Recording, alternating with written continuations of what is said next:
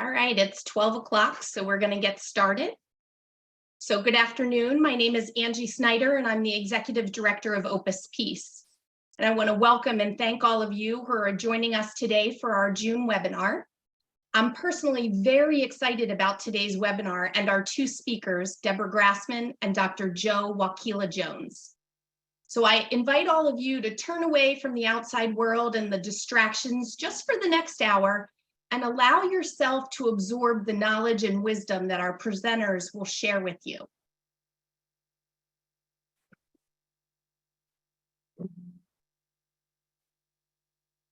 So the Rape, Abuse, and Incest National Network reports that 1 American is sexually assaulted every 68 seconds. And every 9 minutes, that victim is a child. So we're going to spend the next hour together, and based on these statistics, in the time that we're together, 47 Americans will become victims and 6 will be children.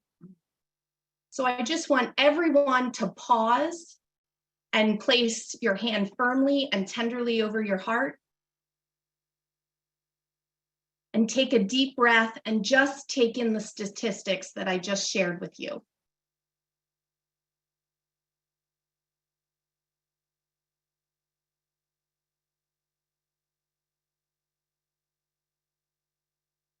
I know when I first heard those statistics, it was overwhelming for me. Sexual violence is no small problem, and the aftermath will have physical, psychological, and an emotional impact on its victims. Opus Peace has a mission to provide meaningful experiences through soul injury education programs that transform lives around the world. Today, you will learn how Deborah used a metaphorical story as a tool for healing with a victim of sexual violence.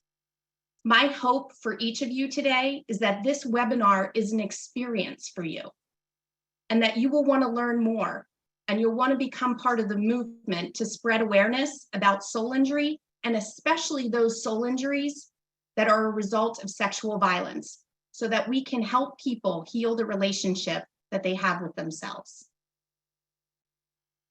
Today's program prepares us for a more extensive exploration of sexual violence. On September 15th, Dr. Wakeela Jones and Deborah Grassman will be providing an all-day virtual workshop on sexual violence.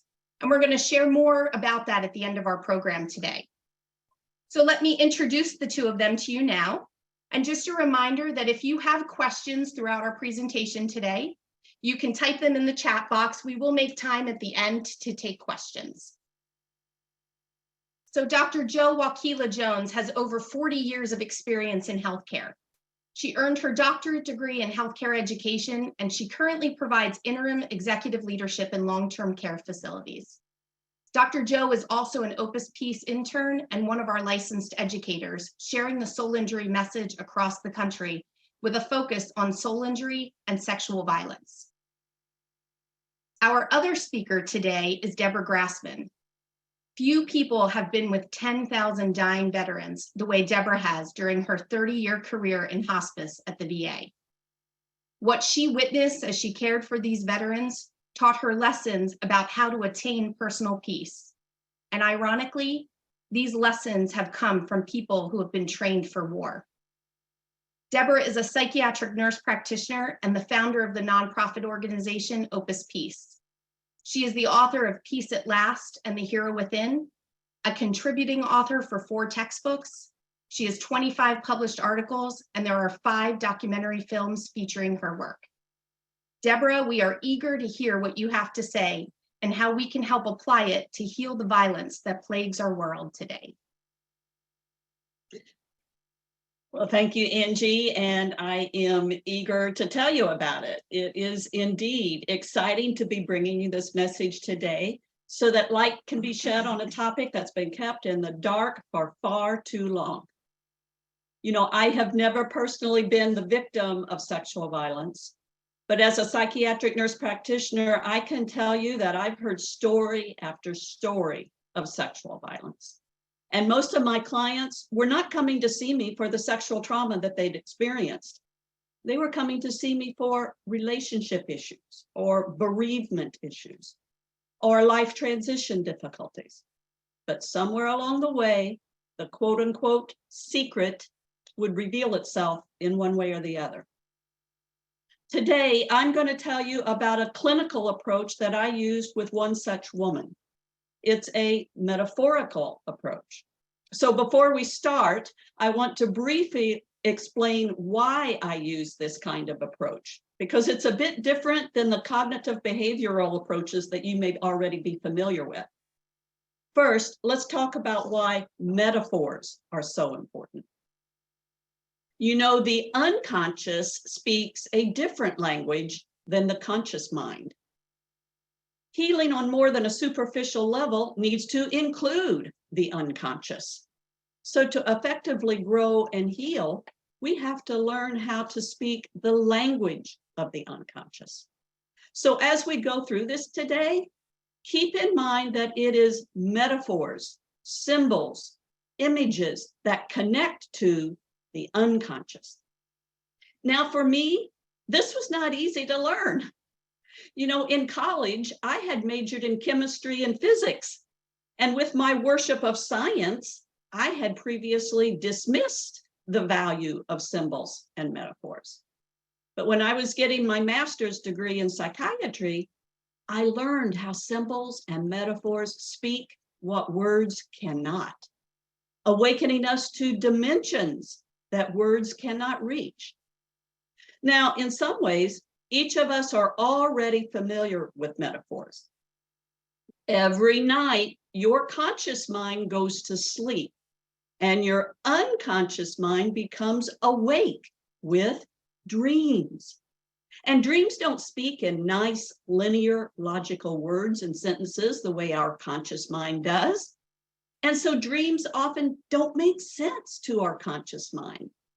They're like riddles that confound us. Why? Because dreams speak metaphorically.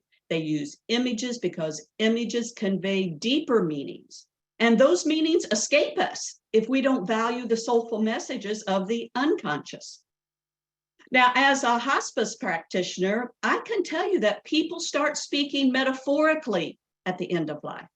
Because for all of us, as we approach death, the conscious mind gets weaker and the unconscious mind gets stronger. And commonly, hospice patients start talking about going on a trip or going home.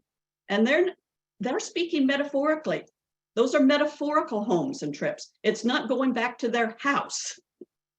So I'm going to provide you with an example of how I used metaphorical language to help a young woman heal the soul injury that she had acquired from sexual trauma. Sherry came to see me for counseling, and here's her backstory. She told me that she had been molested nearly every day by her stepfather from the age of 4 until 18, when she had left home. Now, a year after leaving home, Sherry became pregnant.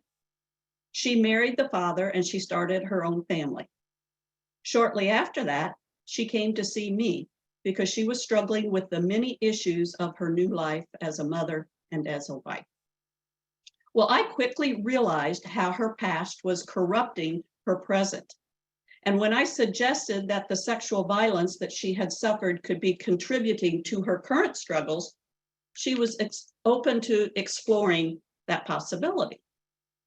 Now, at that time that she came to see me, I was studying this book, Stories for the Third Ear by Lee Wallace.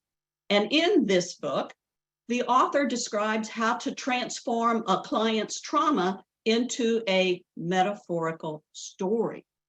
And the symbols that the counselor chooses to use in the client's story helps access their unconscious, revealing those deeper meanings.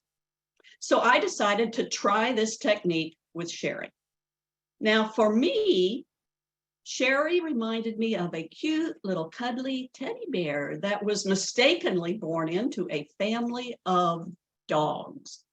And to me, it seemed to me that Sherry's struggle had been trying to make her cuddly teddy bearness fit into a world of unruly dogs.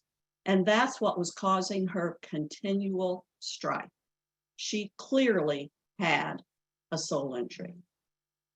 Now, a soul injury is defined as a wound to our sense of self, our real self, beyond the facade. And Sherry's soul injury caused her to feel like she was never good enough, never quite fit in, never felt like she belonged. So I created the story of her molestation as she had told it to me, using the teddy bear and the dog as symbols. Now, I'm going to tell you that story in a minute. There will not be graphic details, but nevertheless, you may hear something that triggers a memory for you. And if that happens, simply anchor your heart, take a deep breath, and let yourself get real with whatever you're feeling so that you don't disappear from your body. In fact, let's just take 5 seconds right now to do that together. Just firmly anchor your heart with one or both hands. And now take a deep breath.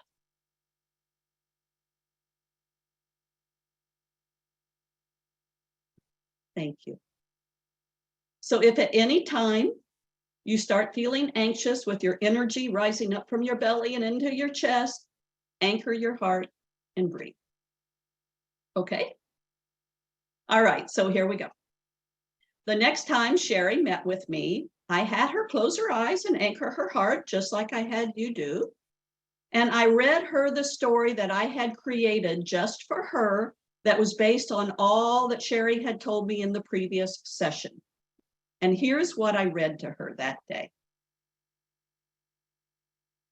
Teddy Bear came to this earth so soft and cute and cuddly. In her teddy bear kingdom, innocence and imagination reigned. There was just one problem, though. Innocence and imagination did not reign in Animal Kingdom, which is where Teddy Bear lived. In Animal Kingdom, dogs ruled, and Big Dog was ruler of all the dogs. And whenever Big Dog emerged, Teddy Bear cowered and cooed, hoping to gain Big Dog's favor. Over time, Teddy began to realize that she did not exist in the animal kingdom that she had been born into. Somewhere deep in her teddy bear stuffings, she just knew that teddy bears were supposed to be protected from the grasp of dogs. And she also knew that big dogs don't know about teddy bear kingdoms, and that it was better if she kept her teddy bear world secret, lest Big Dog trample on it. Slowly, Big Dog taught Teddy more and more about Animal Kingdom. Big Dog taught her about secret games with rules that sanctioned yapping and trouncing and pawing at Teddy as if she were his own. Big Dog even knew how to make his secret games fun. Not only that, Big Dog could play the game in a split second, even when Mama Dog turned her back for just one moment. Teddy tried her best to play Big Dog's Animal Kingdom games. She ached to keep Big Dog happy, and Mama Dog too, for that matter, because Mama Dog was happy when Big Dog was happy. And Mama Dog had many ways to let Teddy know that the purpose of teddy bears was to keep Big Dogs undisturbed. Well, Teddy did her job well. No one ever suspected that she didn't belong to Animal Kingdom. Sometimes Teddy even fooled herself, probably because Big Dog was always telling her she was so special and she should feel lucky that she was getting all the attention. But she was warned not to tell her sister, or else her sister would be jealous and their schemes would have to stop. So no one suspected Teddy Bear of teddy bearness. Everyone just patted her head and proclaimed, "What a cute doggie, and she's so well trained." And Teddy would just beam. Nothing pleased her more than pats on the head, because then she knew for sure that she belonged in that special kingdom reserved just for dogs.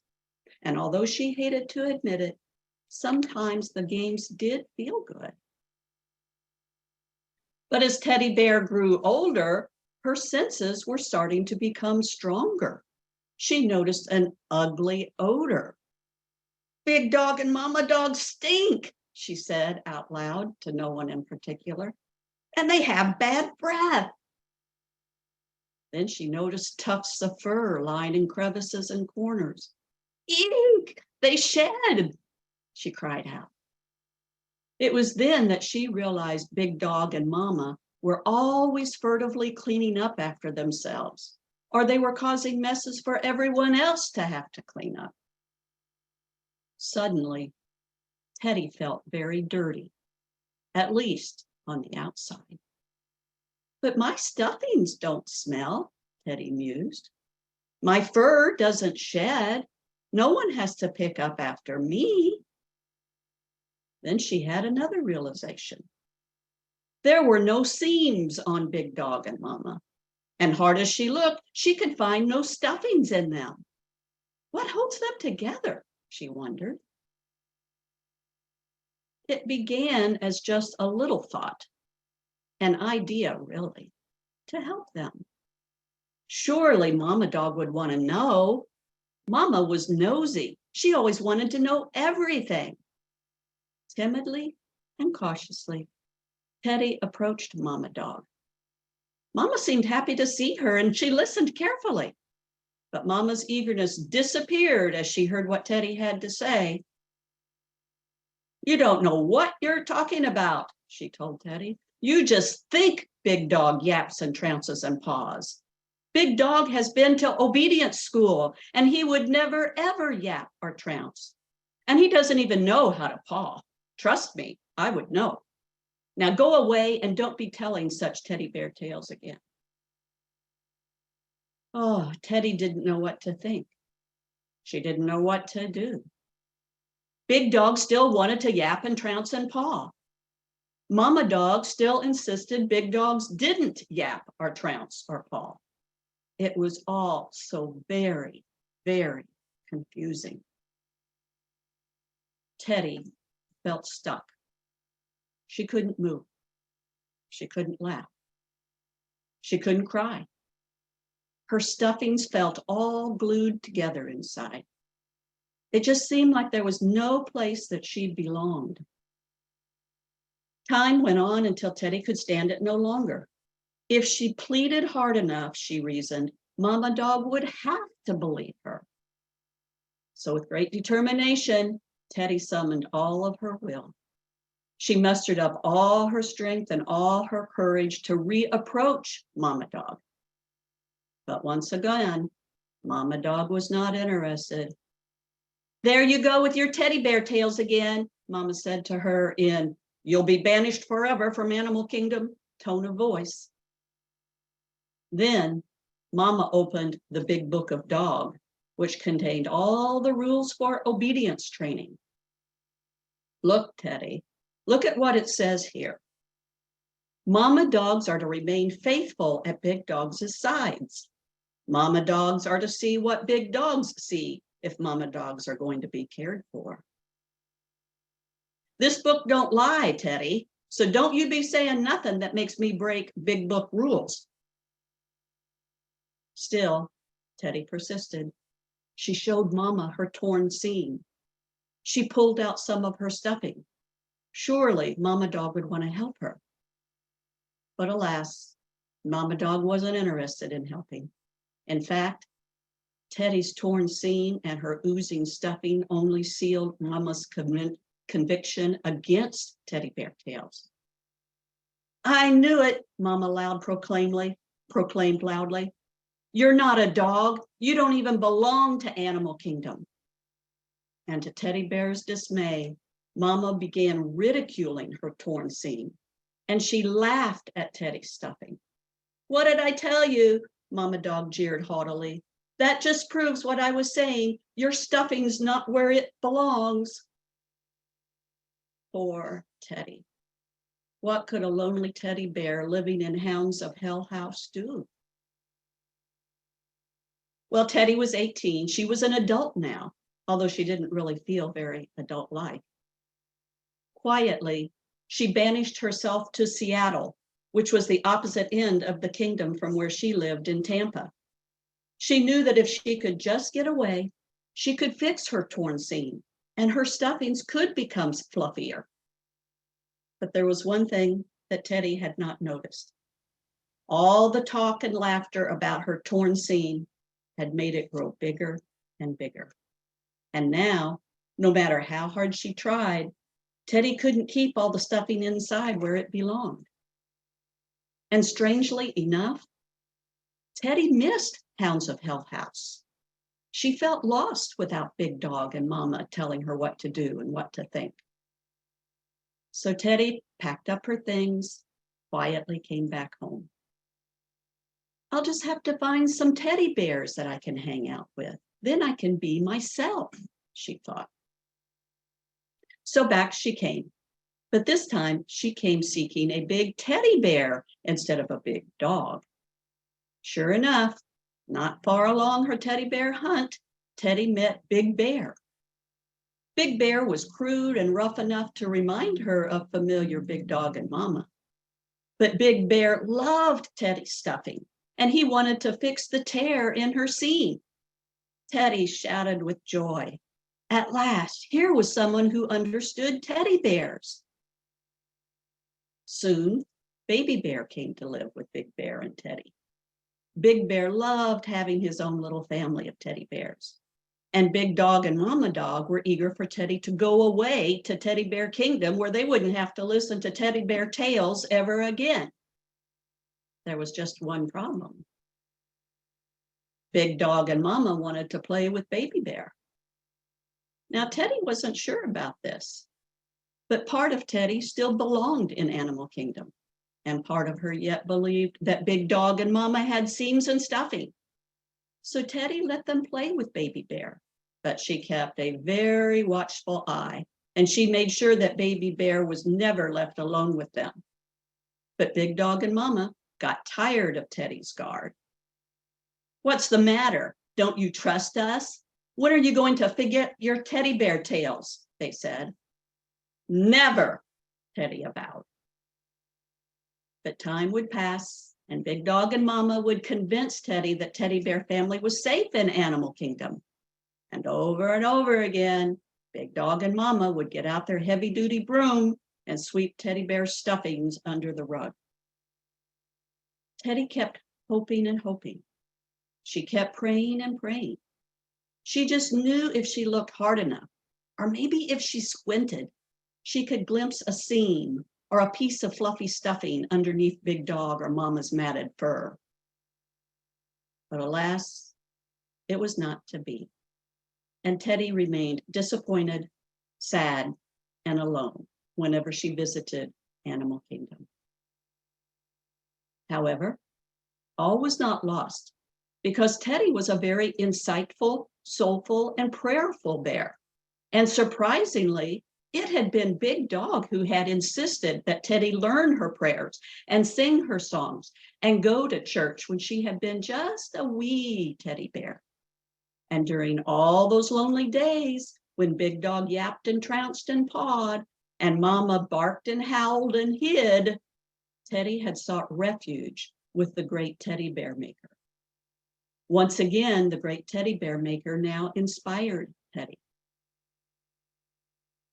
Tell Big Dog and Mama goodbye, Bear Maker told her. But I can't, Teddy protested. I just know that if I work hard enough, if I persist long enough, if I'm good enough, they'll show me their seams and their stuffings.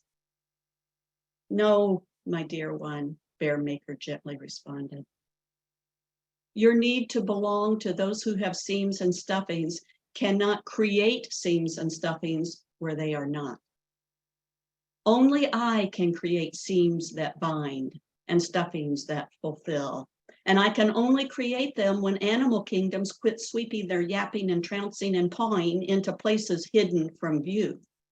Then they can surrender to my creation. Teddy knew Bearmaker was right. Still, she hesitated. After all, Big Dog and Mama had done many good things, and she had many good memories.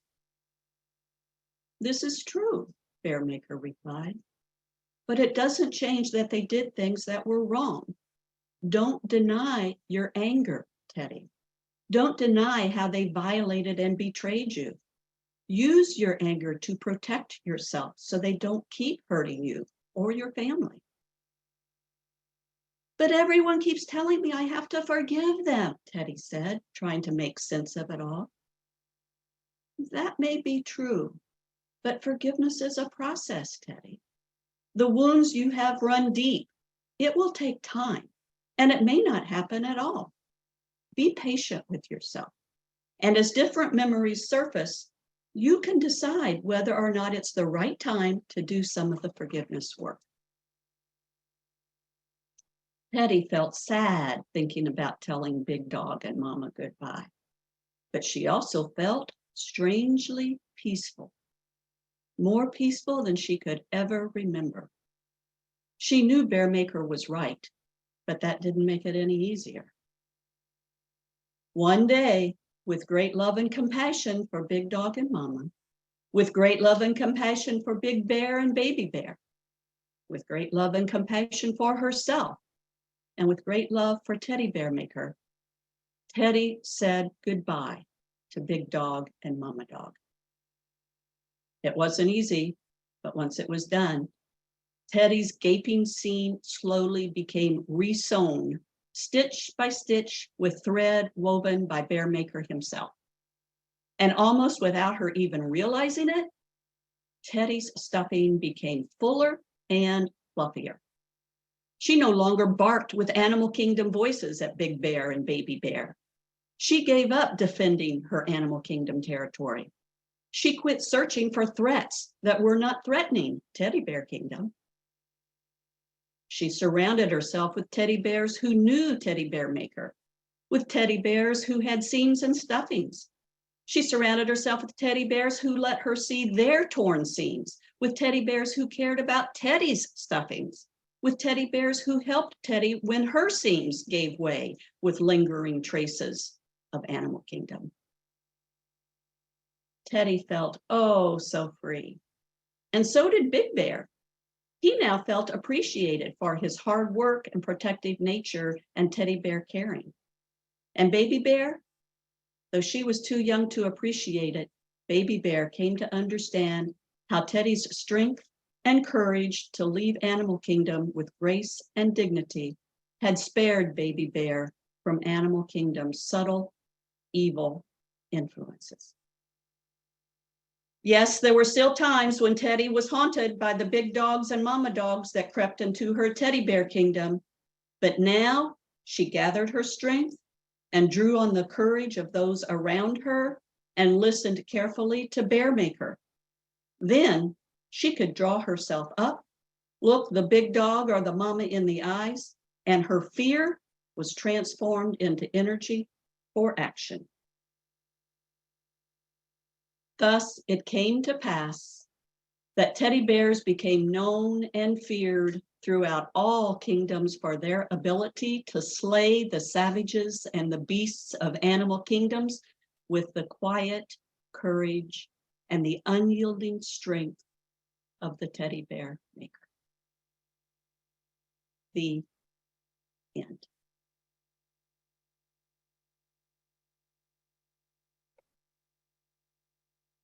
So Deborah, I found this story to be so captivating as I listened to every word.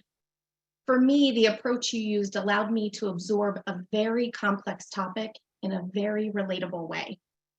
So something I wondered about was, how did you come up with the tale about a teddy bear and a dog versus, say, a sheep and a wolf or a bunny and a bear? That's a good question. You know, in her book, Stories for the Third Ear, Lee Wallace describes how she creates metaphorical stories and its character for her clients. And this is what she says. She says, the story comes after I have reached a clear understanding of the client's frames of reference, principal representational fields, their vocabulary, their perception of their problems, and feelings about themselves and their situation. So I can vouch for what she says, and I found that I have to be careful not to contrive the story. So in the example with Sherry, even though I obviously had to decide what images that I would use, I didn't choose the images to fit me. They had to fit Sherry. And the words I used were mostly Sherry's words in the previous session. Otherwise, the story wouldn't resonate with her. And it's the resonance with the client's unconscious that makes it so powerful. So could I have chosen a sheep and a wolf or a bunny and a bear? I'm not sure. Probably, maybe. I think Lee Wallace might say no. She would say that if you, as a counselor, have done your due diligence in orienting yourself to these 5 assessments that you see listed on your screen, then you have to trust your own unconscious to produce the images for the client. Well, what do you think sets metaphorical story apart from other approaches to healing? Well, it's one of the few approaches other than hypnosis that directly accesses the unconscious. Metaphor also has the advantage of being able to penetrate the resistance of the conscious ego, where denial and facades often interfere with healing. The purpose of the story that you create really is simply to validate the patient's experience, not try to coach them or give them advice. And that's consistent with our Opus Peace model of care. We focus on self-help tools rather than trying to tell people what they should or shouldn't do.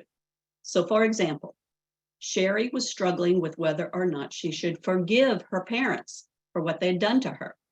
And you notice that Teddy Bear Maker didn't tell her that she should forgive them, even though in general, that fits my personal belief system for healing.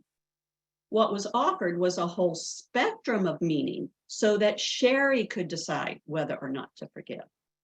Now, the importance of doing it that way, instead of giving her advice, is that Sherry would then be sending a message to herself that she can start trusting herself to know when and if she should forgive. Because remember, traumatized people lose their self-confidence and their self-trust. Barriers of hurt, shame, and helplessness shield them from their real self. And that's the soul injury. So I simply provide people with self-help tools that help them see their past from a soulful viewpoint. And often that will automatically help them reimagine a different future for themselves. And that's the power of metaphorical story. Well, thank you, Deborah. You've opened our minds to some different ways to approach sexual abuse. And I want to further that exploration with Dr. Jones. Dr. Jones, you've been sexually assaulted at 4 different stages during your life. 4 years ago, you made a conscious decision to ensure that your decades-long suffering in silence has not been wasted. And that has led you on a mission to ensure that you reach as many hidden, unheard, and silent survivors of sexual violence as you can. Your vision of a world without sexual violence is a lofty one, and Opus Peace is pleased to be able to help you achieve your mission with this worldwide public health epidemic. You've had quite a journey to get to this place. Tell us about that. Thank you, Angie. It took me about 4 long years to obtain my doctorate, and it was hard work.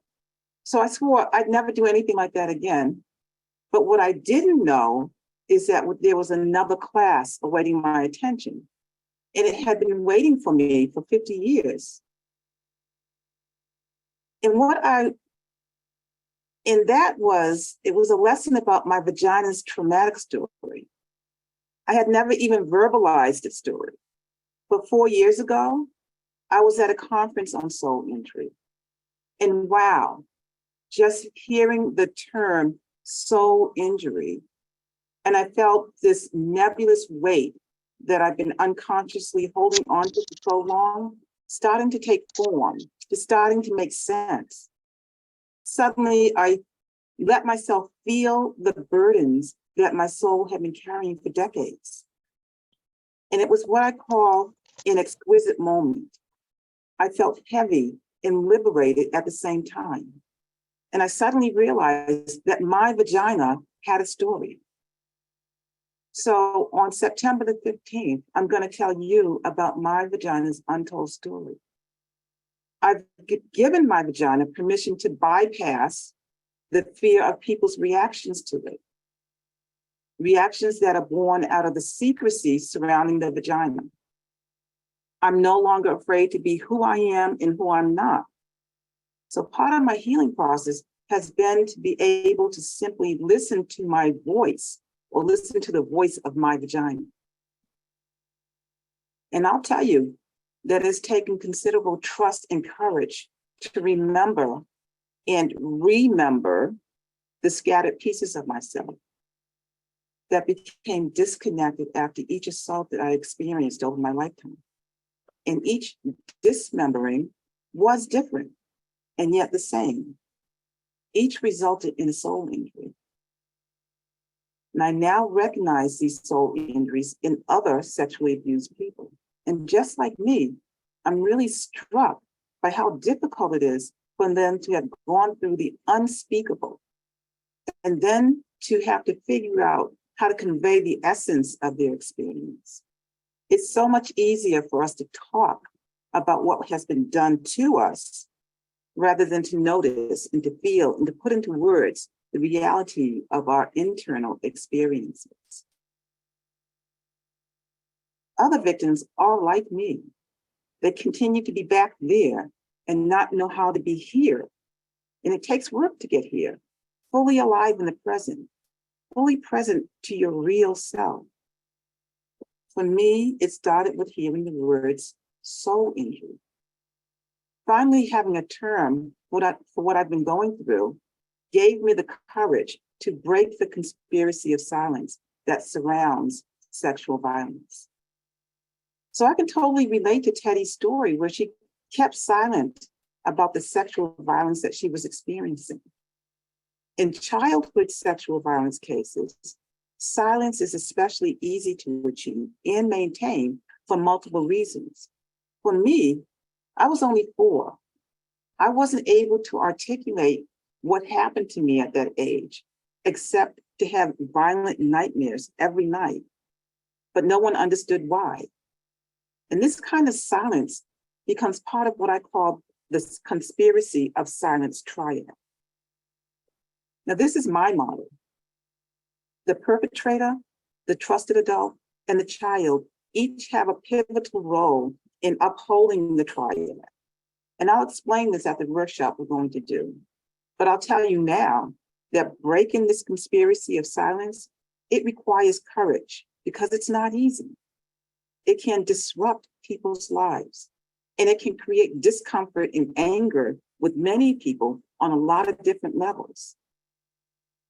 I can also relate to Teddy being ridiculed and called crazy when she tried to speak her truth to her mother. In the literature, this is called secondary wounding or re-victimization. And I can tell you that it hurts every bit as much as the original assault. And sometimes you never know when or where the secondary wounding will occur. For instance, my mother was a tower of strength and support when I was raped by a neighbor at age 12. But about 3 years later, when I was being a rebellious teenager and screaming at her, she got very angry. And what she said didn't just silence me, it literally crumpled me to the floor. She said, "You didn't scream that loud when you were being raped, did you?" Though she later apologized, her words echoed in my head for decades. The blame and shame haunted me, and sometimes still do, even to this day. In the literature, this kind of secondary wounding is defined as people's response to survivors of trauma with disbelief, denial, minimization, stigmatization, or refusal of help. And it's like pouring salt into the wound. Another way I really relate to Teddy is how she felt there was no place that she belonged. My family tried, they really did, to be a support to me with all the assaults that occurred when I was 4 and then when I was 12. But they didn't know what to do. They didn't know how to help me. It was just easier to pretend like it was over and done with. But it wasn't over for me. I felt different now. I felt alone. I no longer fit in the way I used to. Worse, I was filled with shame. But I covered all that up, not just for 1 month or for 1 year, but for decades. And I used numbing agents. My numbing agents were excelling in education. I also numbed out by excelling in my work, in holding regional vice president positions and presenting at national and international conferences. And tennis, I was nationally ranked number 3 in the American Tennis Association for players over age 35. And these were things that kept my mind occupied, so I didn't have to confront the consequences of sexual violence I'd been through. In fact, my mother once told me she never had to worry about me because I knew how to take care of myself. But my mother was wrong. I did not know how to take care of myself. What I knew was how to be a great actress, so good that I could even fool my mother.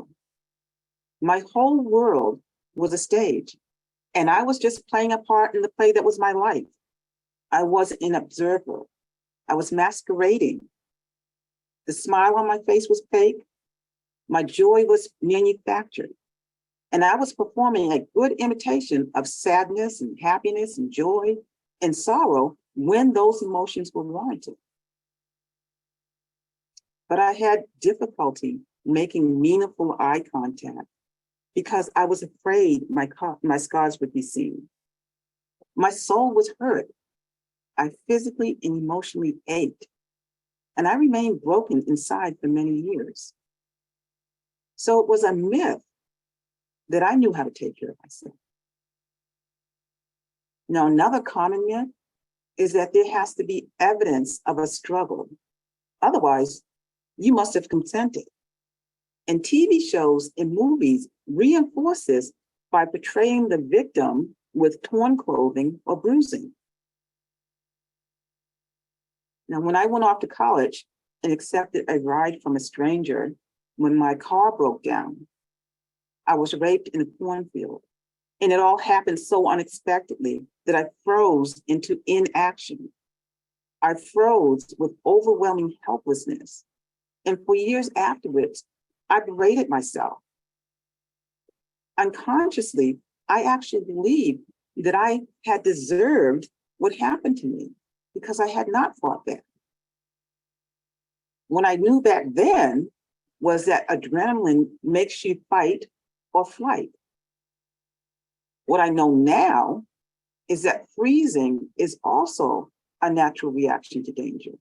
And because I froze, because that man didn't beat me, because he later released me without bruises or torn clothes, I questioned all my actions and non-actions. Why? Because I'd incorporated all those images I'd seen on television. I kept questioning, why in the world didn't I fight him off or try to escape? Instead, I put blame on myself and I hid the assault under shame. At Opus Peace, we call that secondary self-wounding. I honestly believe, because I had not fought back, that I deserved what happened to me.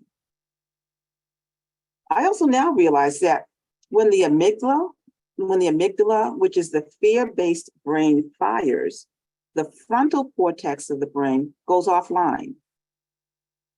The frontal cortex controls logical thinking, and rational thinking stops. That's why after trauma, people say things like, I couldn't think straight. Why didn't I do this instead of that? And then later, when their frontal cortex comes back online, they judge themselves as if the frontal cortex has been there all the while.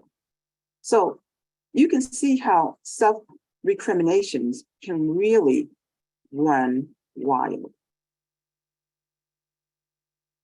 Dr. Bessel van der Kolk, one of the leading experts on trauma, repeatedly states that those who freeze have the highest risk for going on to develop PTSD, because the stress chemicals that are activated during the assault, they don't get used at the time of the incident.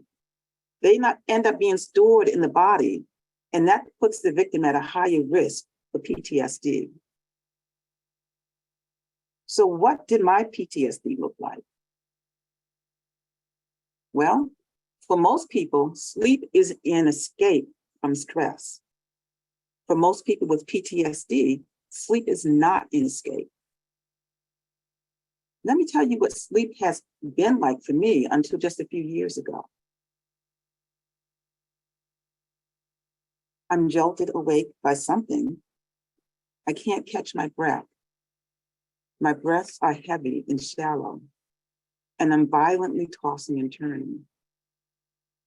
I'm sweating. My bed sheets are soaked with sweat. I'm panicked. I tell myself to calm down. Everything is all right. My husband is sleeping next to me, and he is between me and the door, and he will keep me safe. Calm down. Don't wake him up.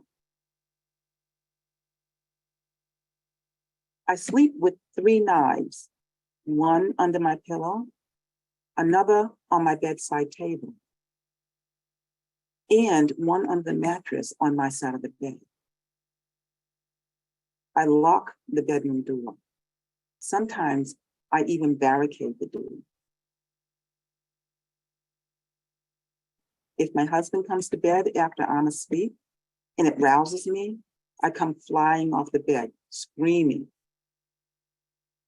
Even without provocation, I often wake up in the middle of the night, screaming, even screeching.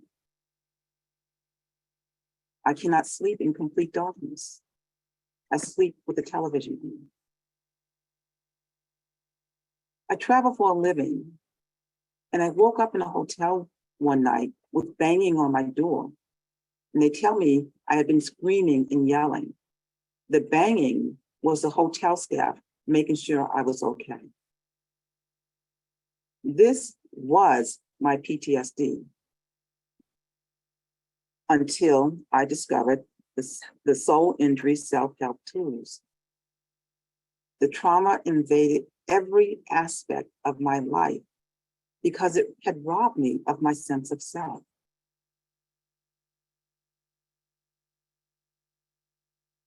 So I hope we've piqued your interest with the 45 minutes that we've shared with you today.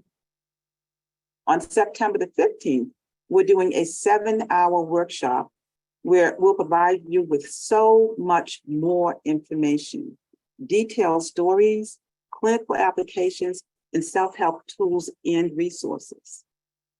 We'll include sexual violence within various contexts, such as childhood sexual trauma, date rape, sex trafficking, and military sexual trauma. We'll also be highlighting myths that surround rape, post-traumatic stress disorder, and soul injury and secondary wounding, as well as hope for healing the wounds caused by sexual violence. So please tell your friends, your family, and your colleagues about the program. And I'd have to tell you, it'll be great to see all of you there again in the fall. Angie? Thanks, Jill. I invite all of you to join Dr. Jones and Deborah Grassman for the workshop on Friday, September 15th. This will be a virtual workshop from 10 a.m. to 5 p.m. Eastern Standard Time. This will be a deeper dive into Dr. Joe's personal story, and it will also provide insight, processes, and self-help tools that help people heal the relationship they have with themselves. Continuing education credits are available for nursing, and we've applied for credits, and they're pending for both social workers and counselors.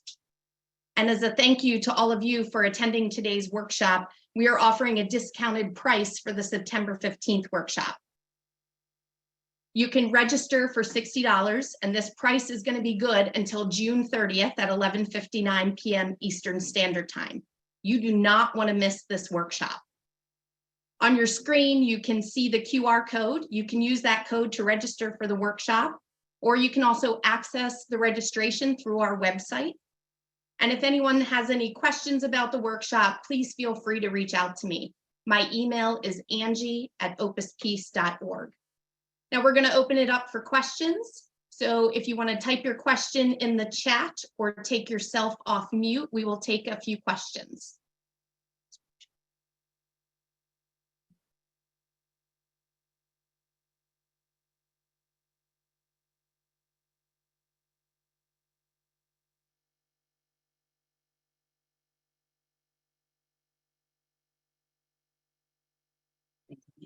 No, nothing in the chat. Any questions?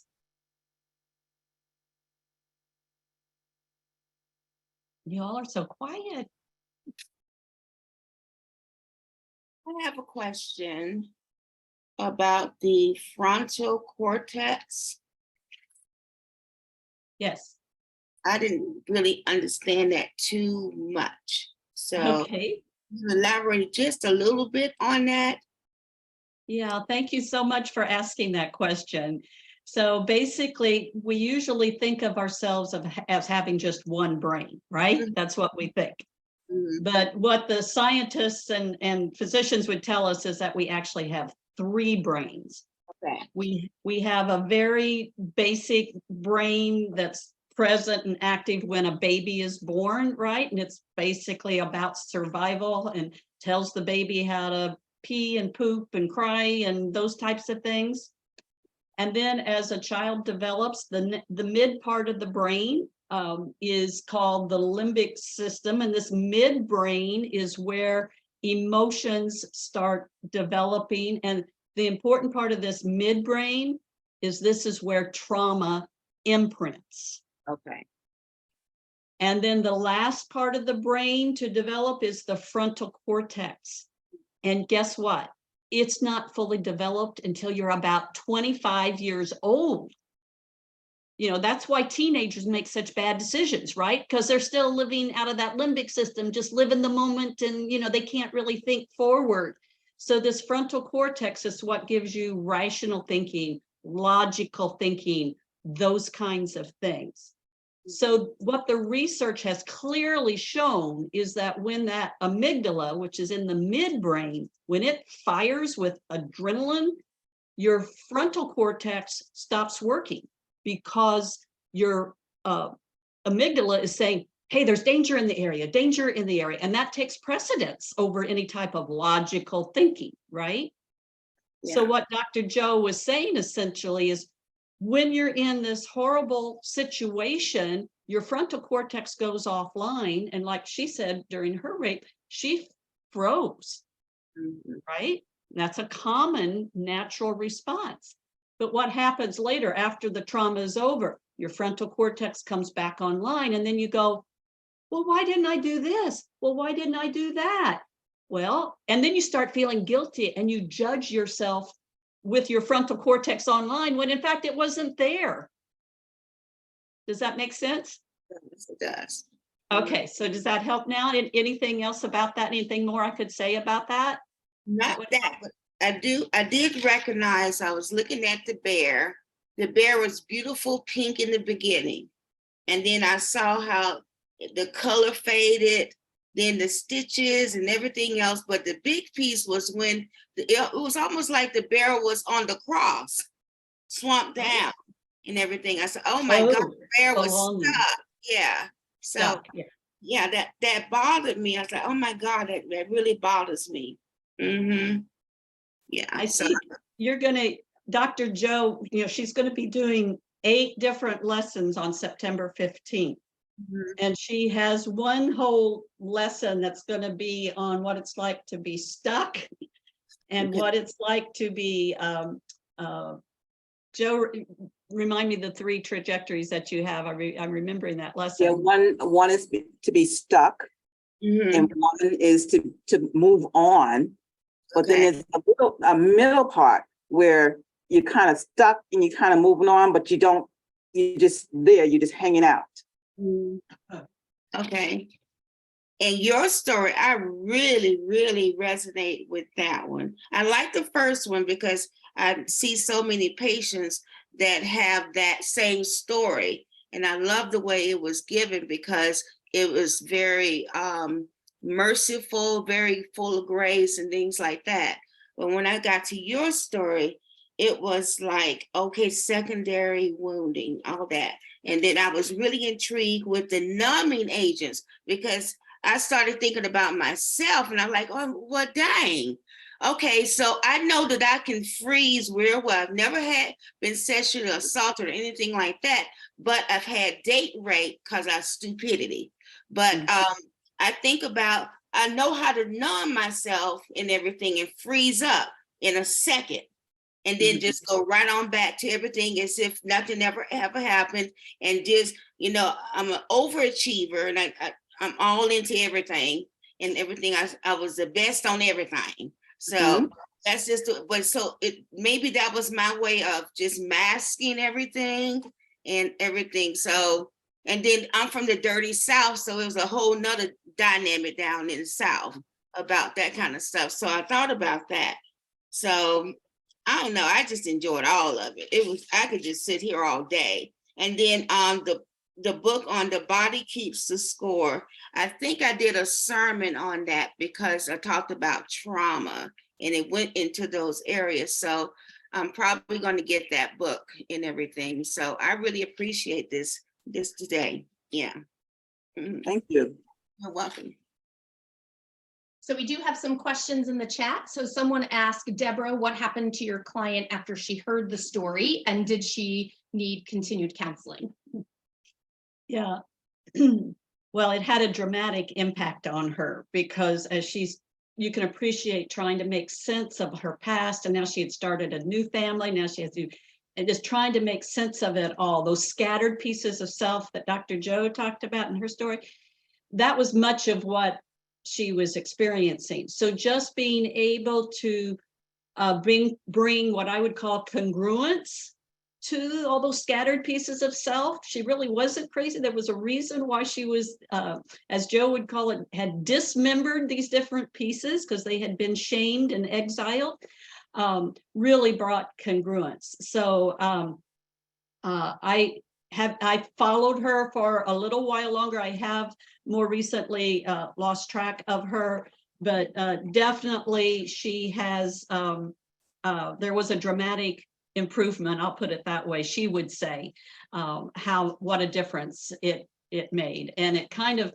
she kind of would mark it as kind of the first part of her life and the second part of her life once she got a sense of self back. See, it was really that soul injury that had so haunted her. So she has done well. I know she went on to have 2 more children, 2 more girls. She ended up with 3 little girls who are actually much older now. But yes, so it had a good effect, a dramatic effect. So another question that came in is, someone is wondering if those who experience racial injustice personally or in a group, is that a soul injury? Well, yes. Yeah.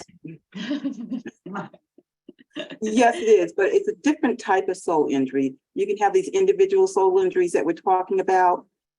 Those who experience racial injustice can have that group soul injury, as well as the individual soul injuries that they may suffer at maybe a boss or someone just out in the street. But yes, that was a great question. And then the last question that was in the chat was just if this webinar is going to be available to share. So the answer to that is yes. You'll be receiving an email from me that will have the link for the recorded webinar that you certainly can share with others. And after a couple of weeks, it will also be up on our YouTube channel. So if you are not subscribing to the Opus Peace YouTube channel, you can certainly do that. You'll get notified when new videos go up there, but this will be available so that it can be shared. All right.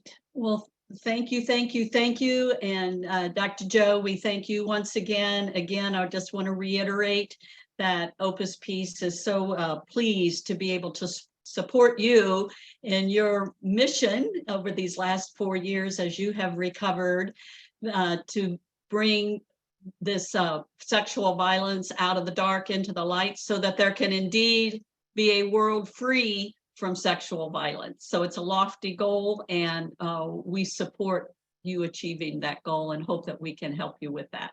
So, and I hope this day did that. And we hope to see all of you on September 15th. Tell everybody else about it. Post it on your social media sites so that we can help heal this world of sexual violence. Thank you, thank you, thank you. Thank you. Hi, Catherine.